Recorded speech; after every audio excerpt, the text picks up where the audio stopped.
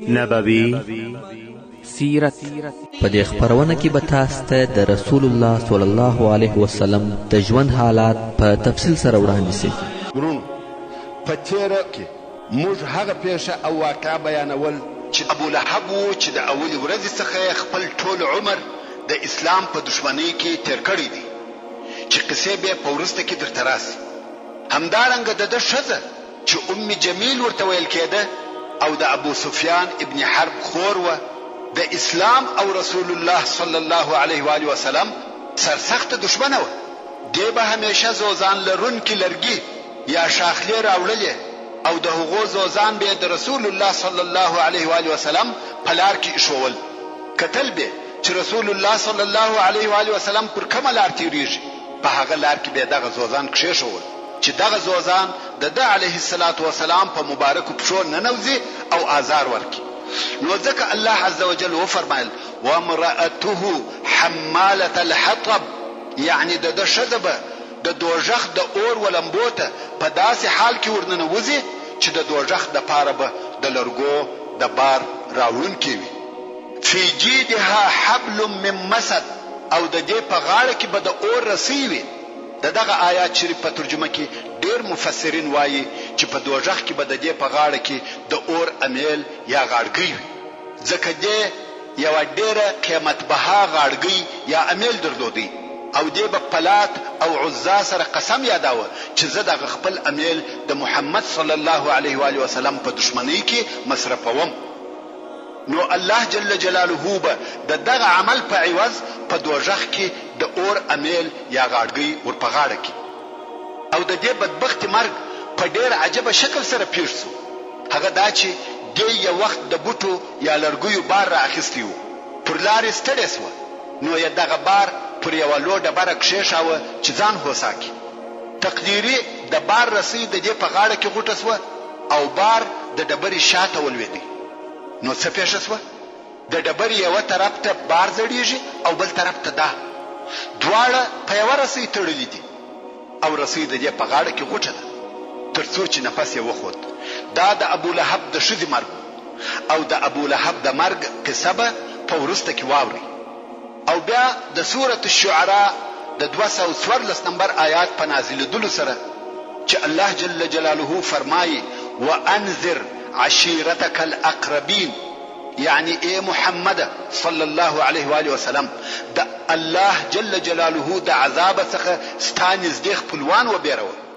نو رسول الله صلی الله علیه و آله وسلم بني هاشم، بني عبدالمطلب او خپل قریبان په خپل کور کې سره راټول کړه، چې د مطلب ابن عبد مناف د اولادې څخه هم څو نفره پکښې موجود وه او د ټولو نفرو شمېر و 45 نفرو ته رسېدی. کم وخت چې رسول الله صلی الله علیه و آله وسلم د خبرو کولو اراده وکړه، د مخه تر دې چې رسول الله صلی الله علیه و آله وسلم خبرې شروع کړي، ابو لهب په خبرو شروع وکړه. ویل یا محمد، که تا موږ د دې دپاره راټول کړي یو چې ستا د دین بیان راته وکړې، نو خبرې مه کوه، موږ یې نه اورو. او پوه سه چې ستا قوم د ټولو عربو طاقت او قوت نه لري.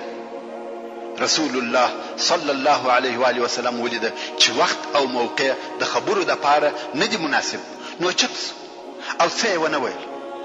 څو ورځې وروسته بیا خپل اقربا سره راټول کړه، مهماني یې ورته جوړه کړه.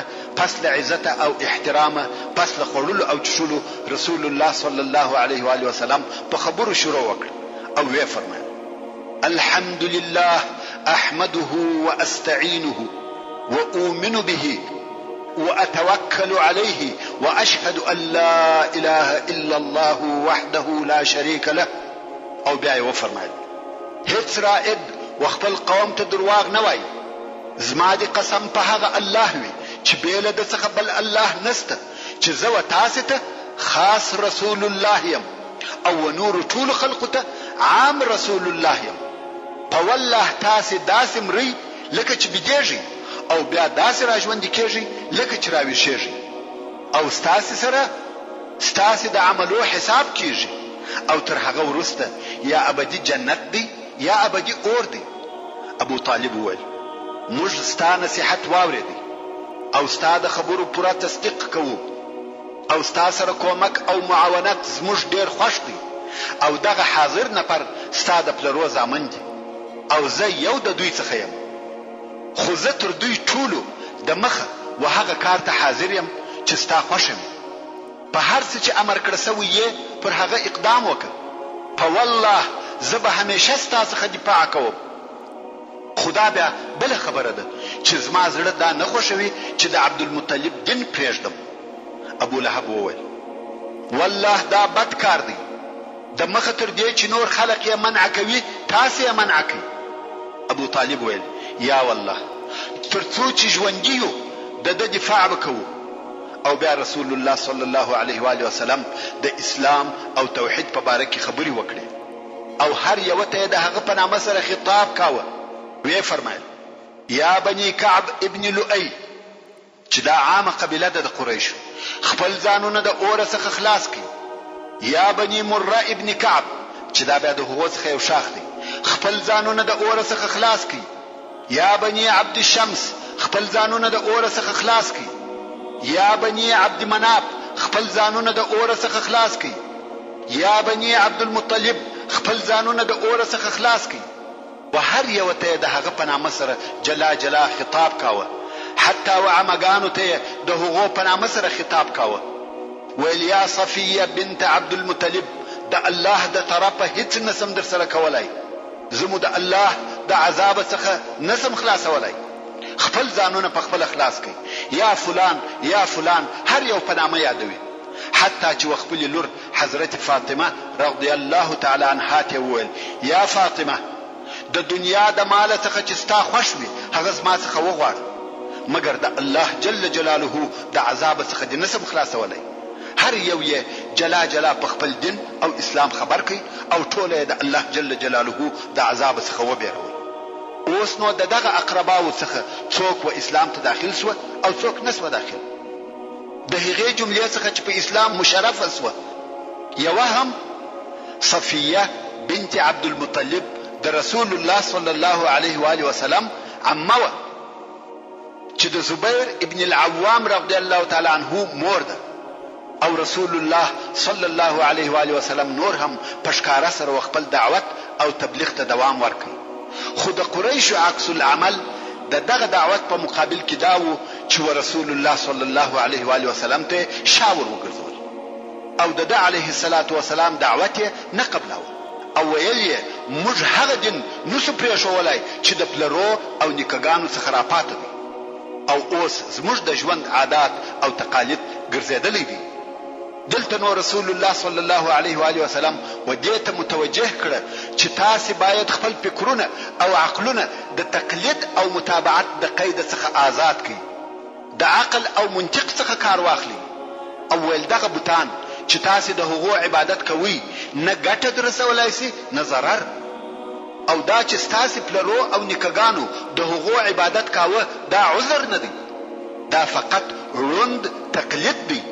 کم وخت چې رسول الله صلی الله علیه و آله وسلم د دوی پر الهو عیبونه وویل، ضعیفه او بے وسه وبلل، او ویل دا چې تاسو پلرو او نیکګانو د هغو عبادت کاوه تاسو پلرو د عقل څخه کار نه دی اخیستی، دا خبرې پر کوپارو ډیرې درنې سوې.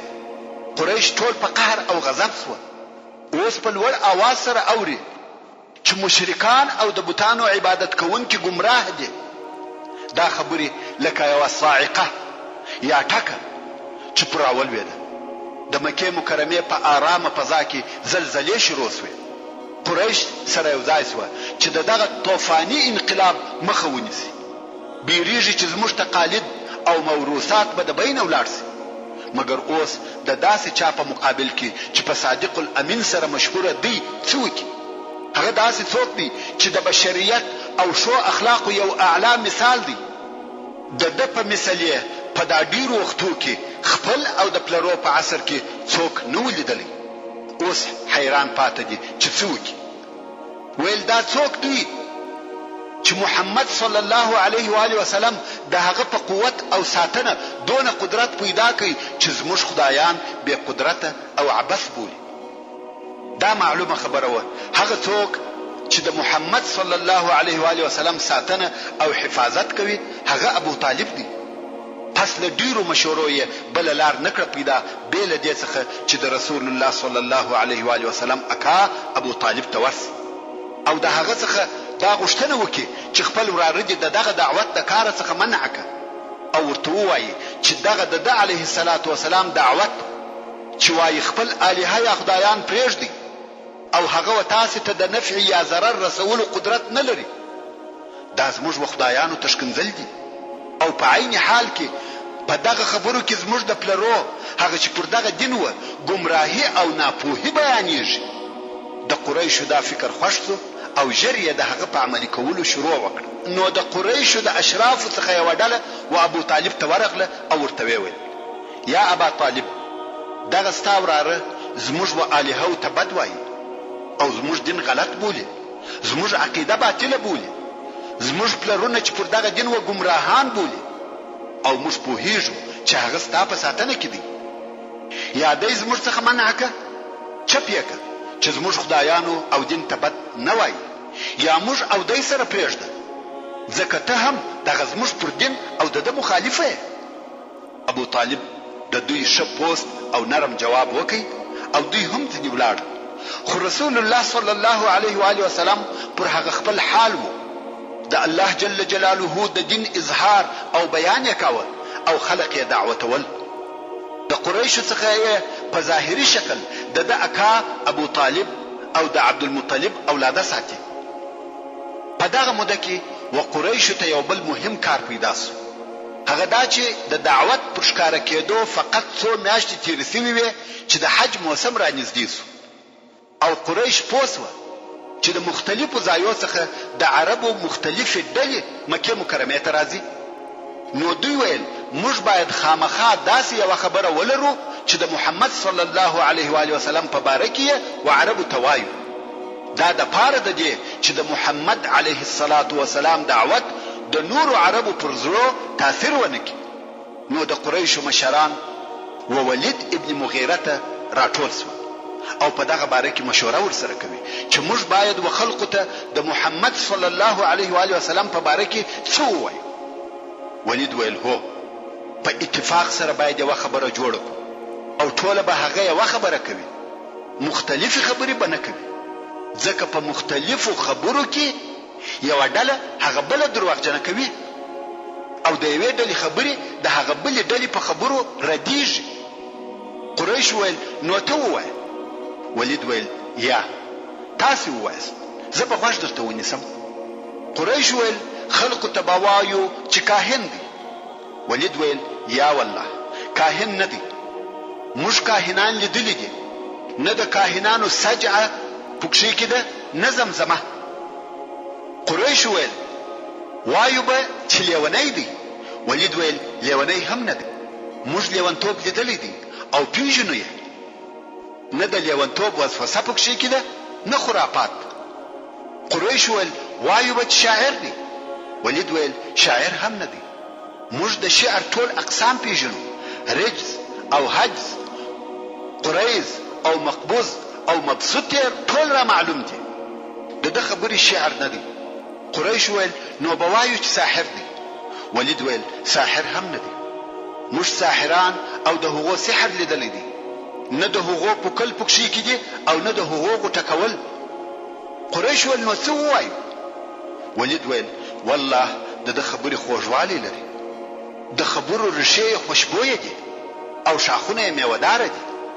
او د ده په باره کې چې تاسې دغه هر څه وویل معلومیږي چې ټوله ناحقه او باطل وایاست قریش ویل نو هغه ستا ښه او روښانه نظر راته وویل ولید ویل وخت راکړئ چې فکر پکښې وکړم ولید فکر واهه څو په آخر کې وویل معقوله خبره دا ده چې ووایاست ساحر دی داسې خبرې کوي چې په هغه سره زوی او پلار جلا کوي ورور او ورور جلا کوي ښځه او خاوند جلا کوي سړی او خپله قبیله جلا کوي پس د هغه څخه چې د قریشو پر دغه خبره اتفاق او مصلحت سو نو یې د هغه پر عملي کولو اقدام وکړي د موسم په وخت کې قریشو د مکې مکرمې پر لارو نفر کښېنول هر څوک چې په مکې مکرمې ته راتله هغه به بیرول چې پام کوي یو ساحر پیدا سوی دی چې په خپلو خبرو پلار او زوی سره جلا کوي، ورور او ورور سره جلا کوي، ښځه او خپل خاوند سره جلا کوي، چې خبرې یې وانوري. او د دې کار مشرتوب ابو لهب پر غاړه واخیست. کوم وخت چې رسول الله صلی الله علیه و آله وسلم د موسم په وخت کې خلق ویوه الله جل جلاله ته دعوت ول، ابو لهب په پسیو دغه به ویل د خبرې ممني، دا د دین اوښتې دي او کذاب دی، العیاذ بالله. او د دې کار نتیجه داس و چې دغه موسم راغلو عربو دا خبر د ځان سره وخپلو وطنو ته یوړي، او د رسول الله صلی الله علیه و آله وسلم د دعوت خبر د عربو په ټولو وطنو او قبیلو کې نشر شو. کوم وخت چې قریش ولیده چې محمد صلی الله علیه و آله وسلم د خپل دعوت څخه خلاص ناخلي، نو بیا سره کښېنسته او په دې باره کې فکر وکړي او د دعوت د منع کولو د پاره یې ډېرې لارې وسنجولې چې د هغو خلاصه به درته بیان سي. اول، په مسلمانانو پسخند وهل، د هغو خوار بلل، پر هغو مسخره کول، پر هغو خندل او درواغجنان بلل، چې په دې کارو سره د مسلمانانو شویول مقصد او د دوی معنوي قواوی ورضعیفه کولې. پر رسول الله صلی الله علیه و آله وسلم یې بې ځایه تهمتونه ویل، سپکې او نالایق خبرې ورته کولې، د مجنون او لیوني په نامه یې نارې وروهلې. الله جل جلاله د سورة الحجر په 6 نمبر آیات کې فرمایي: وقالوا يا أيها الذي نزل عليه الذكر إنك لمجنون. يعني دغه کفار به محمد صلی الله علیه و آله وسلم ته ویل: ای هغه څوک چې پر هغه باندې قرآن نازل شوی دی، بېشکه ته خامخا لیونی یې. او ځینې وختونه به ورته ویل چې ته ساحر او کاذب یې، العیاذ بالله. الله عز وجل د سورة صاد په 4 نمبر آیات کې فرمایي: وعجبوا ان جاءهم منذر منهم وقال الكافرون هذا ساحر كذاب.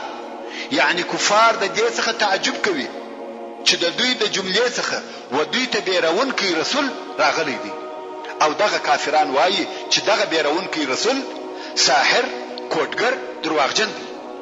او کوم وخت چې رسول الله صلی الله علیه و آله وسلم یو ځای کښېنستی او د پر شاوخوا به د صلی الله علیه و آله وسلم هغه ضعیفه اصحاب ناست و، کفارو به پسخند په واهه او ویل به چې دا د مجلسیان دي.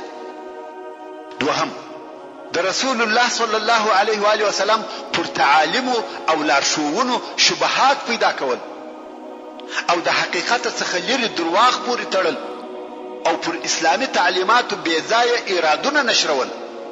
لکه نن ورځ حتی د علیه الصلاة والسلام پر شخصیت د شبهاتو او ایرادو نشرول، او دا نشریات دونه ډیر و چې عام خلقو ته د رسول الله صلی الله علیه و آله وسلم په دعوت کې د فکر کولو وخت او مجال نو. او قرآن مجید ته اساطیر الاولین پخوانی قصې ویل، او ویل به چې دا قرآن یو انسان ورشي، او ویل به چې دا څنګه رسول دی چې خوراک کوي او په بازارو کې ګرځي. او په قرآن مجید کې د کفارو دغه ټولو اراداتو رد موجود دی. دریم، د قرآن مجید سره په پخوانیو قصو معارضه چې خلق به د قرآن مجید د اوریدلو څخه په هغه قصو مشغوله کول، او دا کار یې د نضر ابن الحارث په واسطه کاوه چې تفصیل به په وروسته کې درته راسي. څلورم، مساومات، یعنی یو څه راکه یو څه واخله.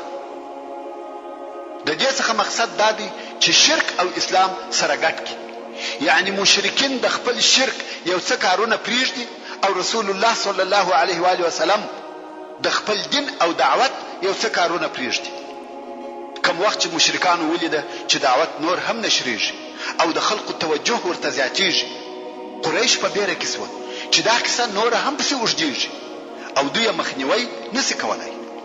او قریبه ده چې د اسلام او مسلمانانو مسأله پر ټوله مکه غالبه سي.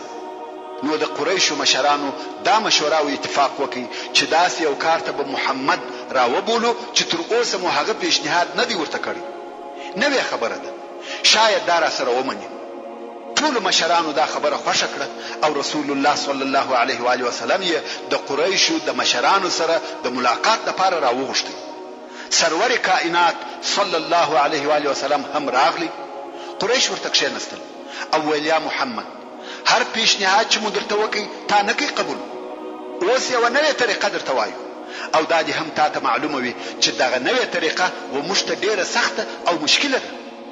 رسول الله صلی الله علیه و آله وسلم وفرمایل وایاست دغه نوې خبره مو څه ده؟ قریش وویل موږ وینو چې ته پر خپله خبره ټینګ یې، نو به یو بل اتفاق وکړو، هغه دا چې یوه ورځ ته زموږ د الهو عبادت کوه او یوه ورځ به موږ ستا د الله عبادت کوو، سره برابر به یو. یوه ورځ ته زموږ پر دین او یوه ورځ موږ ستا پر دین. رسول الله صلی الله علیه و آله وسلم وفرمایل دا د دین کار دی، دا اختیاري معامله نه ده، داسې نشي کېدلی. قریش ویل موږ به یوه هفته ستا د الله عبادت کوو او ته یوه ورځ زموږ د خدایانو عبادت کوه.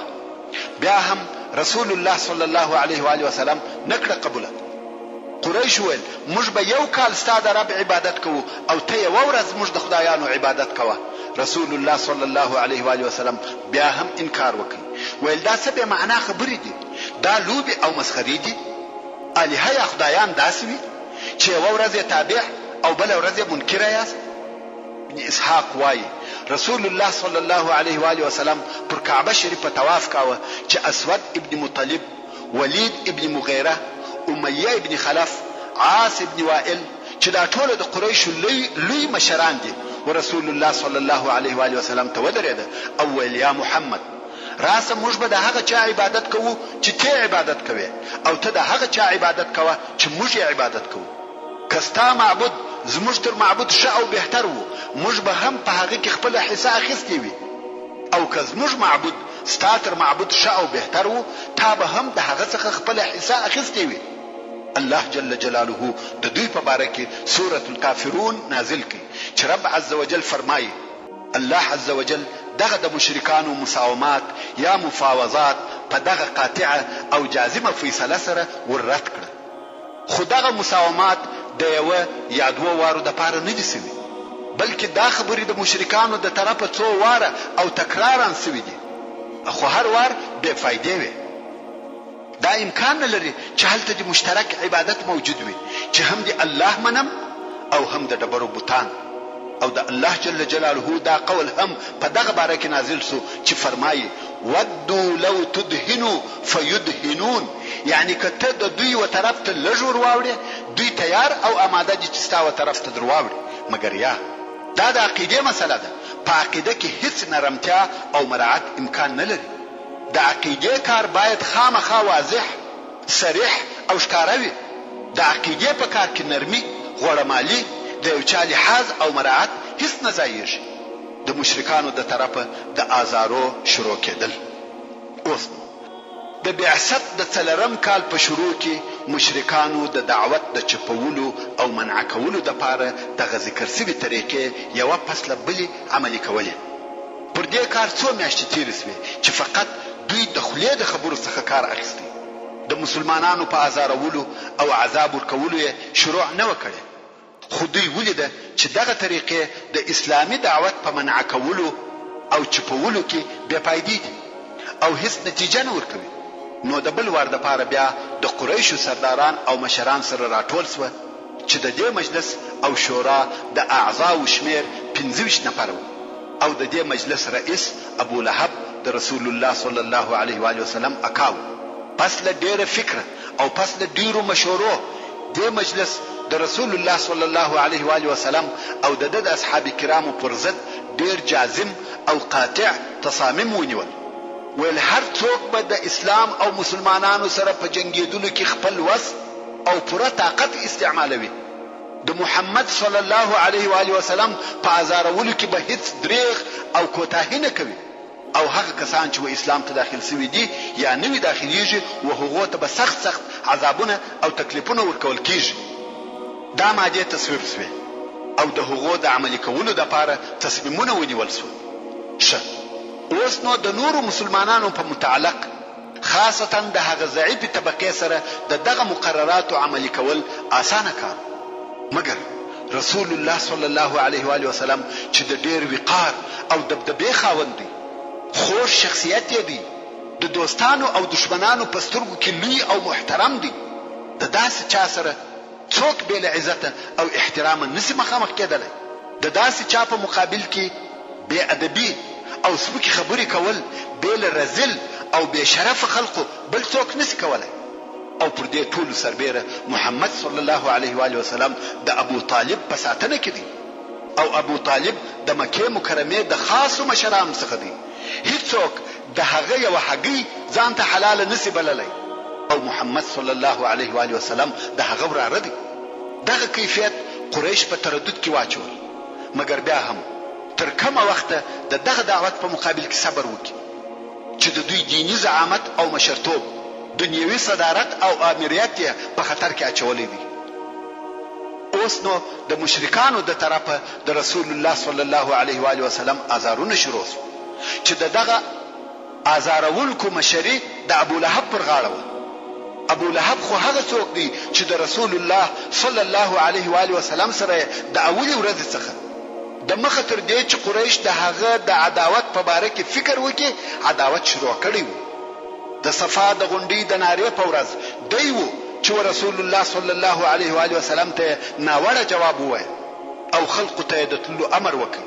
په ځینو روایاتو کې راغلي دي کوم وخت چې رسول الله صلی الله علیه و وسلم د صفا پر غونډې د خپل رسالت اعلان وکړي، ابو لهب یو ډبره واخیسته، غوښته چې په هغه سره رسول الله صلی الله علیه و وسلم وولي.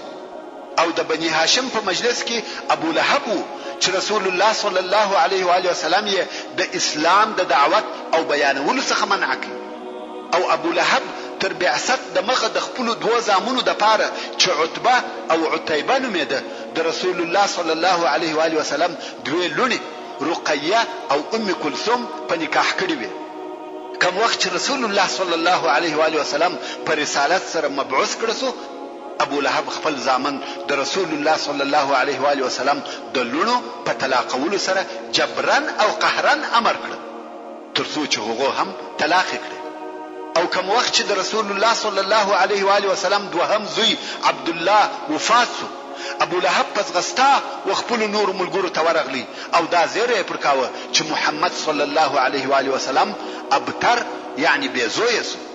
او دا مخکې درته ویل د حج په موسم کې چې رسول الله صلی الله علیه و وسلم نور قبیله و اسلام ته دعوت ولې، ابو لهب تر شا په پسیو خلق ته ویل د خبرې ممنه، دا د دین اوشتي او دروغجن دي العیاذ بالله. په یو روایت کې راغلی دي چې یوازې پر دغه خبرو یې کفایت نه کاوه بلکې رسول الله صلی الله علیه و وسلم به په ډبرو هم وشتي ترڅو چې د رسول الله صلی الله علیه و وسلم تر پښو به ویني بهیدلې. او د ابو لهب شزه چې ام جمیل ورته ویل کېده او نوم یې اروا بنت حرب ابن امیه او د ابو سفیان خور و. د رسول الله صلی الله علیه و وسلم په دشمنی کې تر خپل میړه ابو لهب نه وکم. د شپې به زوزان راوړه او د رسول الله صلی الله علیه و وسلم په لار او د کور په دروازه کې به ورته شوول. یو بدخوله او د اوږدې ژبې خاوند و. پر رسول الله صلی الله علیه و وسلم به تهمت او بے ځای خبرې کولې، د فتنې و اورته به پکا وهل. د رسول الله صلی الله علیه و وسلم پر ضد چې هر څه پر خوله ورتله هغه ویل. نو ځکه قرآن مجید دا د حماله الحطب په نامه سره یاد کړی ده. کوم وخت چې دی واورېده چې د دې او د دې د میړه په باره کې قرآن نازل شوی دی چې هغه د تبت یدا سورت دی، ورسول الله صلی الله علیه و وسلم ته ورغله چې هغه د کعبه شریف سره ناست او ابو بکر صدیق رضی الله تعالی عنہ هم ورسره او د دې پلاس کې یو مټ شګي هم ورسره وي. غواړي چې په دغه شګو رسول الله صلی الله علیه و وسلم وولي. کوم وخت چې دا ورته ودرېده الله جل جلاله د دې پرسترګو د رسول الله صلی الله علیه و وسلم لیدل منع کړ. نو دې وویل یا ابا بکر ملګری دې چیرې دی؟ زه خبره سوی یم چې د پر موږ بد ویلی دي، په والله کمی ولیدي په دغه شګو به پر خوله وولم. او والله زه شاعر یم. او بیا یې وویل مذمما عصینا وامره عبینا ودینه قلینا، یعنی موږ د محمد صلی الله علیه و وسلم نافرمانی کړې او د امر نه قبلو او د دین سره مو علاقه پرې کړې دي او بیا رهي سو. ابو بکر صدیق رضی الله تعالی عنه د رسول الله صلی الله علیه و آله وسلم څخه پوښتنه وکړه، ویل یا رسول الله آیا ته نه لیدلې؟ رسول الله صلی الله علیه و آله وسلم وفرمایل زه نه لیدم. الله جل جلاله دا پر ما ډنډه کړه. دا د رسول الله صلی الله علیه و آله وسلم اکا ابو لهب چې دغه ناوړه کارونه یې کول او په عین وخت کې د رسول الله صلی الله علیه و آله وسلم همسایه هم کور یې د رسول الله صلی الله علیه و آله وسلم د کور سره مشتی. همدارنګه رسول الله صلی الله علیه و آله وسلم نور همسایگان هم درلوده چې رسول الله صلی الله علیه و آله وسلم به په خپل کور کې د نن ډیر ازاراوه او د رسول الله صلی الله علیه و آله وسلم همسایگان چې ودته یې په کور کې آزار او تکلیف ورکاوه دغه کسان: ابو لهب، حکم ابن ابي العاص، عقبه ابن ابي معيط، عدي ابن حمراء الثقفي، ابن الاصداء الهذلي. دغه څو نفره د رسول الله صلی الله علیه و آله وسلم همسایگان وو. وعده او اتفاق سره کړی وو چې همیشه به و محمد صلی الله علیه و آله وسلم ته آزار ورکو. رسول الله صلی الله علیه و آله وسلم به په خپل کور کې پر مانځه ولاړو. د دغه همسایگانو څخه به یو د پسه د نس مردار شیان پر ورغورځول، ترڅو چې رسول الله صلی الله علیه و آله وسلم مجبور سو د په کور کې یو لوی ډبره و، لمونځ به د هغې ډبرې وشاته کاوه. او ځینو همسایگانو چې په پسه یا اوښ حلال کی د هغه د نس چټل او خراب شیان به د رسول الله صلی الله علیه و آله وسلم د کور و میداني ته ورغورځول، او یا به د علیه الصلاة والسلام د کور په دروازه کې ورته کښېښول. رسول الله صلی الله علیه و آله وسلم به هغه چټلی او مرداري لری او کلمه په یو لرګي راپورته کړه او د خپل کور په دروازه کې به ودرېدی. فقط دونه به وویل یا بني عبد مناف، دا څنګه همسایه توب دی؟ آیا د همسایه حق دغه دی؟ تر دغه جملې زیات نور څه نه ویل او بیا به هغه چټلی لري وغورځول. او دا آزارونه همیشه ورسول الله صلی الله علیه و آله وسلم ته ورسېده. هر ورځ به دغه همسایگانو خپل انبار او کشره د رسول الله صلی الله علیه و آله وسلم د کور مخ ته غورځول او رسول الله صلی الله علیه و آله وسلم به استکول. اوس نو ته فکر وکړه، که یو سړی بد همسایه ولري څونه په تکلیف، مګر که ستا ټول همسایگان بد سي او ستا د تکلیف او آزار نیت یې هم کړی وي، نو بیا به دې څه حال وي؟ خو زموږ پیشوا او پیغمبر محمد مصطفی صلی الله علیه و آله وسلم د خپل همسایگانو څخه دغه سي آزارونه او تکالیف لیدل او تاریخ ژوند یې تیراوه. عقبه ابن معيط په خپل خباثت او شقاوت کې نور زیاتوب هم کاوه. امام بخاری د عبد الله ابن مسعود رضی الله تعالی عنه څخه روایت کوي چې یو ورځ رسول الله صلی الله علیه و آله وسلم د کعبه شریف سره لمونځ کاوه. ابو جهل او د قریش نور مشران هم هلته ناست وو او ورته ګوري. زړونه یې د قهر او غضب ورته ډک دي. په دغه وخت کې نور خلق راغله او د کعبه شریف سره یې یوه اوښه حلاله کړه. نس یې ورسره کوي کلمې او لړمون یې ځینې راویسته. قریش ورته ګوري، نو یې په خپل مابین کې سره وویل څوک دغه کلمې اخلي او د محمد صلی الله علیه و آله وسلم د سجدې په وخت کې د پر سر ورږدي. قریش خاندي او مسخره کوي، غواړي چې یو څوک دا کار وکړي. خو عقبه ابن معيط ملعون ویل دا کار زه کوم. قریش خاندي او عقبه ته وایي ونیسه ولاړ سه. یو د دې خوا بل د بلې خوا څو عقبه لعنت الله علیه ولاړ سو او هغه د اوښې د نس مردار شیان را واخیسته. کوم وخت چې رسول الله صلی الله علیه و آله وسلم پر سجده سو د هغه پر سر یې ورکښېښول. ویني مرداري غورځګي د رسول الله صلی الله علیه و آله وسلم پر مبارک سر پراته دي او د صلی الله علیه و آله وسلم وخپل رب ته سر پر سجده ایښی دي. عقبه ملعون بیرته د قریشو پر طرف ورهیسو او خاندي، شین شین د خندا کېږي. هغه نور قریش هم ورته ګوري او پر دغه خپل رذل او خبیث عمل خاندي. رسول الله صلی الله علیه و آله وسلم وخپل رب ته پر سجده دي او دغه چټل او غوړ شیان پر سر پراته دي او قریش خاندي. هغه څوک چې دغه قصې روایت کوي وایي قریش دونه وخندل چې د ډیری خندا څخه به پر یو او بل خوا کژیدل او یو به پر بل ځان ته کېکاوه.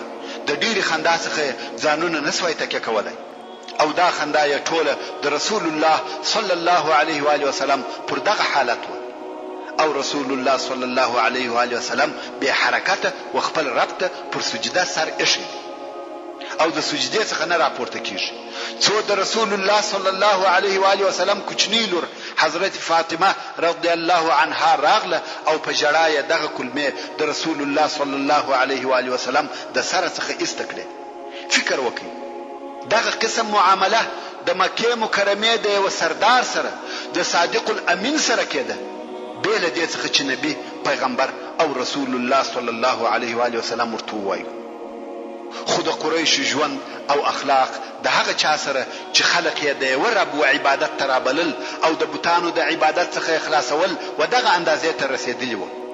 کوم وخت چې رسول الله صلی الله علیه و آله وسلم د لمانځه څخه فارغ سو او د هغه مردارو کلمو ویني خیرې غورځګي پر پراته وه نو یو دوی ته کتل او شراوي یې ورته کولې ویل اللهم علیک بقریش 3 واره یې دغه جمله وویل او بیا یې د دوی نومونه یادول اللهم علیک بأبي جهل اللهم عليك بعتبة ابن ربيعة وشيبة ابن ربيعة والوليد ابن عتبة وأمية ابن خلف وعقبة ابن أبي معيط دغه ناس د خلق نمونه یادول یو یو یې په نامه سره یاد کړي. راوی د حدیث وایي ټول هغه کسان چې رسول الله صلی الله علیه و آله وسلم یې نمونه یاد کړه په والله ټول می د بدر د غزا په ورځ مړه او مردار سوي ولیده ټول ووژل شول. هغه کسان چې د رسول الله صلی الله علیه و آله وسلم په مقابل کې دغه بد عمل او ناوړه کار کړی وو ټول د بدر په ورځ مردار کړل شول. ورونو تاسو واورېدل چې رسول الله صلی الله علیه و آله وسلم څو وخت شرا وکړه او څو وخت قبول شو پس لکلو ټول ووژل شو. په دې کې و ټول مسلمانانو ته اشاره او لارښوونه ده کوم وخت چې دعا کوي او د رب عز وجل څخه یو شی غواړي تلوار بنه کوي دعا مو قبليږي مګر وخت یې په الله جل جلاله پورې تعلق لري. رسول الله صلی الله علیه و آله وسلم فرمایي ستاسو څخه د هر چا دعا قبليږي تر څو چې تلوار ونه کړي. صحابه کرام پوښتنه وکړه ویل یا رسول الله یو څوک څنګه تلوار کوي؟ رسول الله صلی الله علیه و آله وسلم وفرمایل هغه داسې چې یو نفر وایي دعا می وکړه او قبول نه شو. ورونو قبلېده داسې نه دي چې پس له یوې ورځې یا یوې میاشتې یا باید نن او سبا زما کار وسي. قبلېده شاید پس له کلو وسي لکه د رسول الله صلی الله علیه و آله وسلم سره چې په دغه حالت کې وسو پس له کلو یې دعا یا شرا قبول شو. نو کوم وخت چې د رسول الله صلی الله علیه و آله وسلم دعا کلونه په بر کې نیسي د نور خلقو په باره کې څه خیال کوي؟ مقصد دا چې دعاوي کوي هر څه چې د الله جل جلاله څخه غواړي وی غواړي مګر تلوار مکوي. که چا تلوار کاوه دعا یې نه قبلېږي ځکه د حدیث شریف لفظ هم داسې دی چې فرمایي یستجاب لاحدکم ما لم یستعجل یعنی ستاسو څخه د هر چا دعا قبليږي تر څو چې تلوار ونه کړي. موږ مخکې د هغه ازارو بیان کاوه چې د مشرکانو د طرفه ورسول الله صلی الله علیه و آله وسلم ته ورسېدل. اوس هغه بحث پوره کوم. امیه ابن خلف چې دوی هم د قریشو د رئیسانو څخه وو د رسول الله صلی الله علیه و آله وسلم په غیاب کې خو به د هغه بد ویل خو کوم وخت چې به رسول الله صلی الله علیه و آله وسلم ولیدي پښکارا سره به هم بد او پوچ ورته ویل. د الله جل جلاله دا قول چې فرمایي ویل لكل همزه لمزه دغه امیه ابن خلف په باره کې نازل شوی دی. ابن هشام وایي همزه هغه څوک دی چې پښکارا سره یو چاته پوچ او پحش وایي او په سترګو هم اشاره ورسره کوي چشمکان وهي. او لمزه هغه څوک دی چې د یو چا په غیاب کې یعنی پښله د هغه عیبونه بیانوي او ازاروي. مګر د امیه ابن خلف رور ابی ابن خلف د کوپارو د هغه جملې څخه وو چې د مسلمانانو سره ډیر زیات عداوت او دشمنی درلود. یو ورځ ورسول الله صلی الله علیه و آله وسلم تراغلی او یو زوړ پخوانی هډوکی په لاس کې وو. داسې زوړ هډوکی وو چې بالکل شړېدلی او پوسیده وو. دا هډوکی یې مات کړي او په هورغوي کې یې سره وموږي څو داسې سو لکه ایرې. بیا یې د رسول الله صلی الله علیه و آله وسلم پر مخ ور وپاشي او رسول الله صلی الله علیه و آله وسلم ته وویل ته وایې چې الله موږ بیرته د دغه اوړو څخه راژوندي کوي؟ څوک پس له مرګه موږ بیرته راژوندي کولی سي؟ پس له دغه څخه چې موږ دغسې ایریسو لکه دغه هډوکی بیا راژوندي کېدای سو؟ په دغه باره کې د الله جل جلاله دا قول نازل سو: وضرب لنا مثلا ونسي خلقه قال من يحيي العظام وهي رميم. یعنی و موږ ته د وراسته شړېدلي هډوکي مثال راوړي او خپل پیدایښت یې هېر کړی دی. وایي څوک به دغه هډوکی یا دغه هډوکي ژوندي کړي، حال دا چې هغه وراسته او شړېدلي دي. الله جل جلاله فرمایي: قل يحييها الذي انشأها اول مره وهو بكل خلق عليم. يعني يا محمد صلى الله عليه وآله وسلم ودته وایي چې به هغه قادر مطلق ذات ژوندي کی چې اول وار یې پیدا کړی دی، حال دا چې دغه الله پر هر قسم پیدایښت ښه عالم دی، که نوی پیدا کول وي که زاړه. سبحان الله، هغه ذات چې اول وار یې د هیڅ څخه پیدا کړی دی، دوهم وار یې هم هغه ذات پیدا کوي. دغه آیاتونه د دغه ابی ابن خلف کافر پر رد کې نازل شو. عقبه ابن ابي معيط چې دوی هم د قریشو او مشرکینو د مشرانو څخه وو، د دې دپاره چې د مسلمانانو او مشرکانو په مابین کې دغه د دشمنۍ ډکه معامله او گزاره لږ څه آرامه سي، نو یې یوه ورځ رسول الله صلی الله علیه و آله وسلم میلمه کړ. کم وخت چې خواړه راوړه سوه، رسول الله صلی الله علیه و آله وسلم د ډوډۍ خوړلو څخه انکار وکړ. د کور خاوند عقبه ابن معيط ورته ټینګ دی چې ډوډۍ وخوره. رسول الله صلی الله علیه و آله وسلم ویل: یا تر هغو به ستا ډوډۍ ونه خورم چې ته ونه وایې اشهد ان لا اله الا الله وانی رسول الله. عقبه چې هر څه کوشش وکړي چې رسول الله صلی الله علیه و آله وسلم ډوډۍ وخوري، مګر رسول الله صلی الله علیه و آله وسلم د ډوډۍ خوړلو دپاره دا شرط کښېښاوه چې د رسول الله صلی الله علیه و آله وسلم داسې امید و که عقبه دغه د شهادت کلمې مراعتا هم ووایي، په نتیجه کې به مسلمان سي. لکه حمزه رضی الله تعالی عنه چې ابو جهل ته ویل ته محمد تشکنځل کوي او زه د هغه پر دین یم. دا خبره د حمزه تر خولې بې ارادې راووته، خو بیا د دغې خبرې په واسطه مسلمان سو. د حمزه رضی الله تعالی عنه د اسلام قصه به بیا په وروسته کې درته بیان سي. نو د رسول الله صلی الله علیه و آله وسلم دا امید وو که چیرې اوس عقبه د ډوډۍ خوړلو په خاطر د شهادت کلمې ووایي، خو آخر شاید مسلمان سي.